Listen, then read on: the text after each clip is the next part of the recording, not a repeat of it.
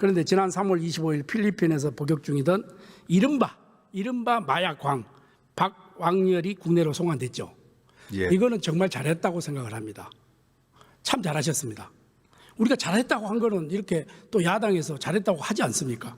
그런데 필리핀 교도소에 수감된 상태에서 국내 공급망과 접촉해서 마약을 유통한 혐의, 이거를 왜 이렇게 마약왕이라고 표현하는지 모르겠어요. 이 범죄자를 왜 언제부터 우리나라에 왕자를 붙이는지 난 모르겠어. 이해가 안 가는 부분이 많이 있는데 이 마약왕이라고 쓰는 이 자체가 교육적으로도 저는 전혀 맞지 않다고 생각하는데 어떻게 생각하십니까? 그런 점이 있을 수도 있는 것 같습니다. 이 지금 임시 인도입니까? 아니면 영구 인도입니까?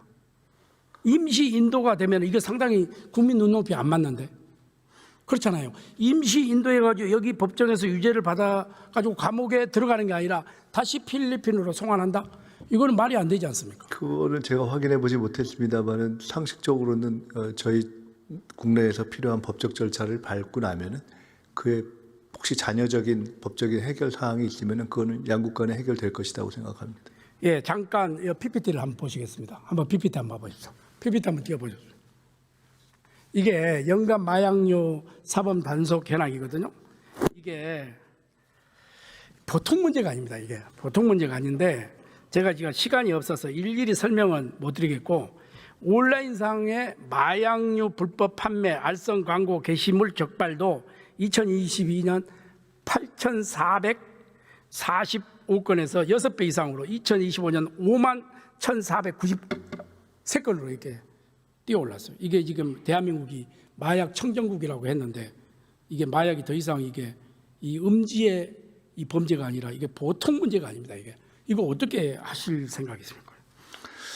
이게 정말 큰일입니다. 근데 제가 그 마약 문제가 너무 크고 주변에 관심 있는 분들이 있어서 개인적으로도 관심을 갖고 쭉 보고 있는데 결국은 들어오는 것을 막는 거, 유통되는 것을 막는 거, 그다음에 사용하면 또 그걸 처벌하는 거, 그다음에 잘 치유해서 재활하는 거, 나와서 적응할 수 있게 하는 거, 전 사회적인 문화를 마치 요새 그 청소년들 담배 피우면 안 좋다 이걸 노담 이런 것처럼 마약을 하면 후지다 뭐 이런 사회적 분위기를 만들어내는 이런 복합적인 다중 접근이 필요하다 하는 생각을 하고 있습니다. 예, 총님 이거 정확하게 파악하고 계시네요. 저도 동감합니다. 그런데 총님 혹시 마약 김밥 드셔보셨습니까?